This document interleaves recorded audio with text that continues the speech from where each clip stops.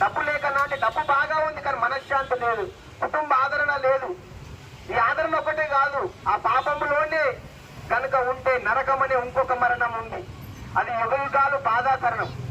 కనుక యేసయ్య ఈ క్రిస్మస్ పర్వదినాన పుట్టిందే ఎందుకొరకయ్యా అంటే మన పాపాల నుండి, మన దోషాల నుండి, మన రోగాల నుండి విడిపించడానికి. కనుక నిజమైన క్రిస్మస్ మన జీవితంలో జరగాలి అంటే ఆ యేసయ్య క్రిస్మస్ రోజు పుట్టి 2000 సంవత్సరాల క్రితం శిలువలో మరణించినటువంటి ఆయన మరణమందు విశ్వసించి ఆయన కాచిన రక్తాన్ని ఎంతమంది అయితే ఆశ్రయిస్తారు, ఆ రక్తంలో చర్మ కర్మ పాపాలు ఎవరైతే కడుక్కుంటారో వారే మోక్షరాజ్యానికి వారసులు అవుతారు.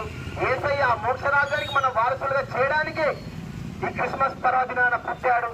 ఆ క్రిస్మస్ మన జీవితంలో జరగాలని ఈ 2023 క్రిస్మస్ మన జీవితంలో, మన కుటుంబ జీవితంలో ఆ రక్షకుడు మీ హృదయంలో కూడా హృదయించాలి, మీ కుటుంబ జీవితంలో ఉండాలని కూడా విన్నవించుకుంటూ